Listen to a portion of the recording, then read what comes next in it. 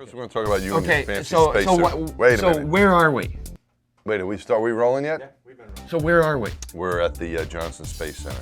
And we have this big green screen behind us, but They're going to fill it in with they're going to something. fill it and make it look like we're really on space station. Really? Yeah. So you should be floating around. So we need to be floating around. But more important, why am I dressed like this? Why are you dressed am I the repairman or something, or why do I have this? We have something that needs fixing here? No. You You're know, dressed like that because what are you going to do after we film this little as episode soon as here? we're done filming this, I jet off to Ellington Airfield where I'm going to do my spaceflight readiness training. Which means you're going to fly in an airplane. T-38. T-38. And you're not going to do it alone, are you? No, you need two people in these days because we need two people. yeah, because we need to have a real pilot fly with us, right? Right. But the purpose of the T-38s is to complement our simulator training, because we'll be in a simulator, we'll be flying, we'll be sweating and all of that, and we crash and burn, and then you put a quarter in the slot and hit reset and everybody's alive and you can fly it all over again. But you can't do that in a T-38 because it's for real. It's a real thing.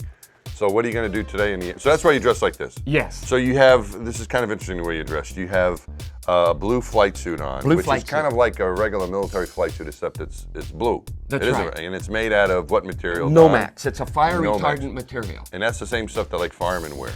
It is. So the idea is if you have a bad day and something starts burning. Yeah, I mean, you have a lot of fuel, jet fuel with you, and jet fuel burns, and so it's good to have something that's at least a little bit fire retardant. Right, so this will hopefully help and then you got your gloves. Gloves, which then also have Nomex on them. Yeah, and then I got my, this is really important. Right.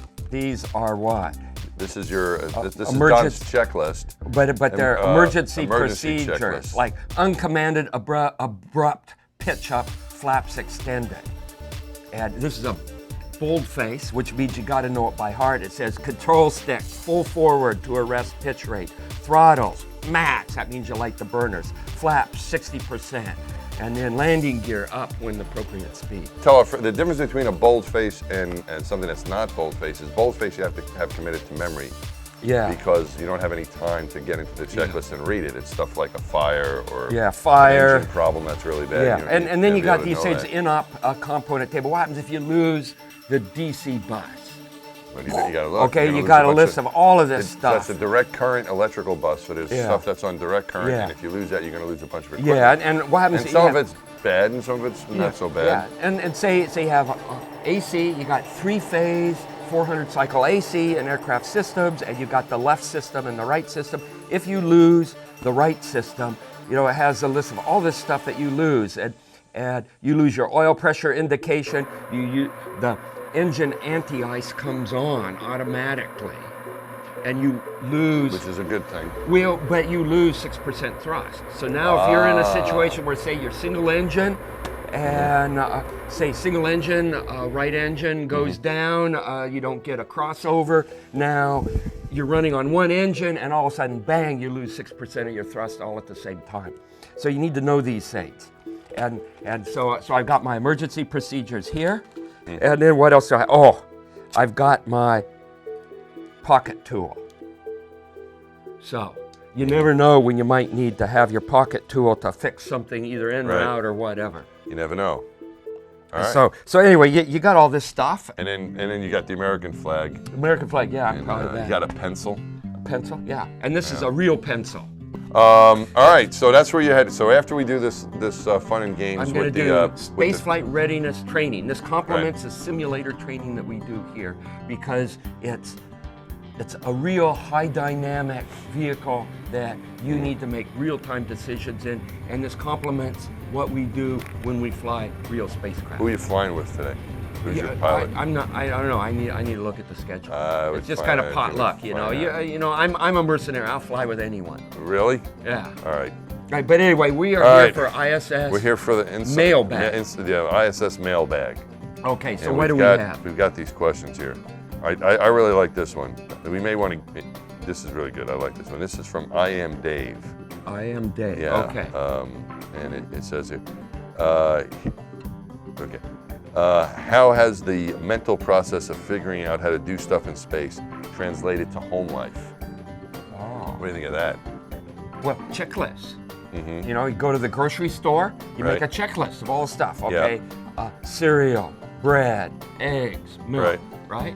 So the consequence of forgetting to do something or missing a step when you're operating a spacecraft can be significant. That's why we use checklists when we fly the T-38s. It's all part of our training. And some of this training translates to your home life when you make a checklist so you don't forget something that's important, like anniversary, or take wife out to dinner, or... So what it says here is how the stuff in space translated to home life. So before you flew in space, you used to forget all this kind of stuff? You go to the grocery store and not know what to buy? Yeah, I go to the grocery store and maybe I needed to get cereal and I come home with soda or something just because I forgot that I needed cereal. All right, so that's one thing, checklist. Yeah. I think the thing for me is that there's in space, like, there's some really tough stuff to figure out. I feel like when we were repairing the Hubble, and sometimes you're under the gun to try to figure out right away, and you weren't sure if it was going to work or not, and so on. And so when I'm at home working on stuff, I can say to myself, it's not as tough as the Hubble. It's not as tough as the Hubble. That's when you're faced with a problem that's really like, we could figure out the Hubble, we could figure this out. In most cases, that's true. Yeah. One thing about spaceflight, you have to be able to make decisions. And these decisions oftentimes have significant consequences. And you need to transfer this decision-making process to your home life. So you can make decisions. You know, do we eat mashed potatoes for dinner, or do we have French fries? You know, these big, I mean, you got to make these decisions. big life-changing decisions. Yes, these are big. Yeah, No, I think one of the things I like about space flights, they kind of tell you what to do most of the time. You look at the flight plan, or what do you call that thing, that OSTPV? Yeah, OSTPV. They kind of like, you know what you need to do because it's there, and you don't, boom, you have to do it. Well, but on station, you can't have a flight plan that lays out every 5 minutes. I thought that's what you did with that OSTPV. Well, did you use that? Well, did you follow what you were supposed to do when you were in space? Well, sort of. It's more of a guideline. But that's why you took all those pictures. But I don't think how many pictures did you take? 500,000. Yeah, I don't know if 500,000 pictures was in your flight plan. 500,000. That's what you do after the flight plan. All right, okay. But anyway, so you need to learn how to make decisions, and that applies to life on Earth as well as in spacecraft. Right. Okay, what else? All right. Space Cow. Now, what's that? What's that? Oh, here we go. If you could bring one thing from home, this comes from James Cooper. Okay. I know a guy named James Cooper. He used to work at Goddard. Is it a musician or something? No, that's Alice Cooper. Oh. That's James Taylor. Who are you thinking of? I think it was somebody else. I think I was Gary Cooper? Yeah, I don't know. All right, so if you could bring one thing from home that currently isn't possible, I think they're meaning into space, right? Okay. So if you could bring one thing from home that currently isn't possible, what would it be? Oh. It's an easy question, Don. Come on, it's easy. Okay. What could you bring if you could bring anything you'd want to bring? I'd. Come on. I'd bring you. No, that's not. Your family. I'd bring my family. I was trying to help him out. Yeah. Right, you would want to bring your family, wouldn't you? Because you miss them. Yeah, I sure would. I'd bring my family. And just think, if you turned a bunch of kids loose, if you turned station into a daycare center, imagine if you. That's kind of like if you and I were there together. That's what it would be like. But imagine these kids would be flying all over the place, man. Yeah, we haven't done that together, but that would be what it would be like. Yeah, so have your family up there running around. Yeah. Okay. Other than the family, because of course that's what we'd want to bring. What would be the next thing you could? The next thing that I might want to bring. Let me think about that. What would you question bring? of my pizza. Pizza. Yeah. What's the story? No pizza in space. No pizza in space. Did you get pizza in space? No. And you were there for a long time. No pizza in space. But you might be able to make a pizza because we have this flat bread, which is kind of like a pizza crust. Yeah. And then you could we've got green beans with bacon and kind of tomato sauce. And so you could put that on top of it and it would kind of look like pizza sauce. Yeah. And then what else? Need cheese. We had some old Amsterdam cheese. So you could put that on. And then...